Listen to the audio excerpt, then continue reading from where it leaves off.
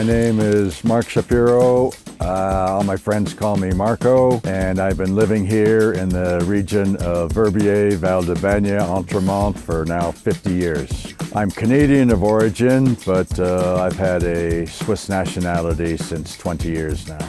Yeah, my grandfather gave me a camera when I was a little kid. I just got right into photography during my studies in Toronto. My education is tool and design. I was working in an office furniture factory north of Toronto. A Swiss chap came in to work in the factory with me. Him and I became friends. He came down to live in Toronto. We went skiing together north of Toronto. He went home, I followed, and just by accident, I found Verbier. My first winter was 1970-71. How I describe what I do? Well, I'm a photographer. I've traveled the world shooting basically winter sport.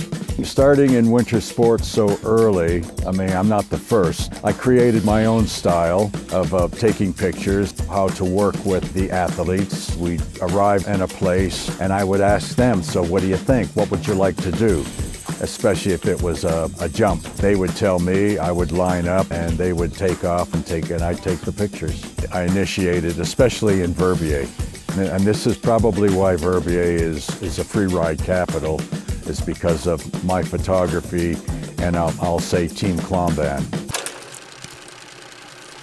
Team Colomban was a chalet up at Colomban called Bella Luva. John Faulkner rented Chalet Bella Luva in about 1978-79, and that's when it all took off. We were there living in that chalet even before Chez Denny. We all hang out and we'd go skiing and we'd go take pictures. The pictures got printed in magazines around the world, and the free riders and freestylers started coming to visit. It was absolutely amazing, and they came from all over the world to meet us. I will be plural, us like myself, Ace, John Faulkner, Sarah Ferguson, and many others. They came and they'd stay and we'd go shoot.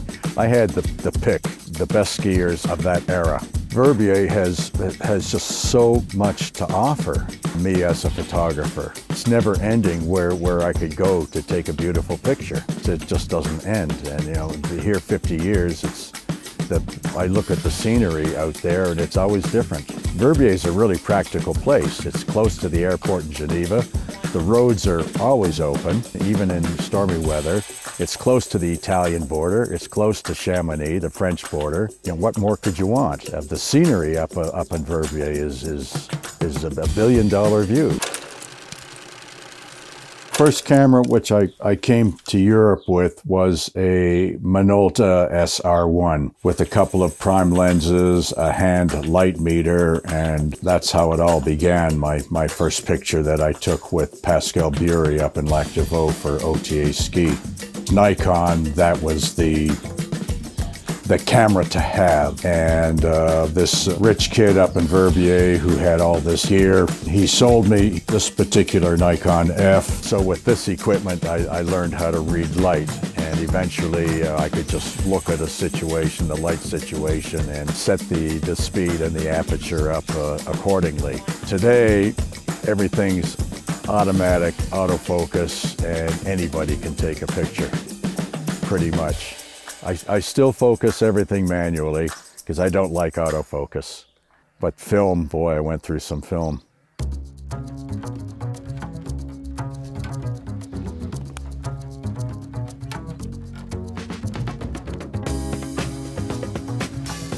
I mean, my first motor-driven camera was 1978, and then, you know, things started moving along quite quickly with the motor. Now I have a Nikon D850, and I really like it.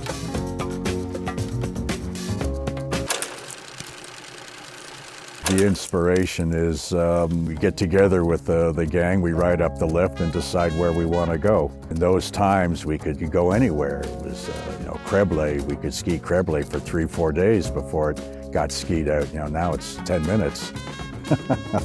We could go anywhere, so we just decided where we wanted to go. We'd work all morning, because that's the best light, is in the morning, and then maybe go down and maybe go back up to get some sunset pictures, which were always nice. You know, I'm 75 now, and I don't really do the skiing or the snowboarding anymore. I work more in the summertime, the spring, summer, and fall, because the trekking in this region is just mind-blowing. It's huge where you can trek to. And there's cabins everywhere, mountain huts, where one can stay if they want, or maybe just stop, have a drink, something to eat. It's wonderful.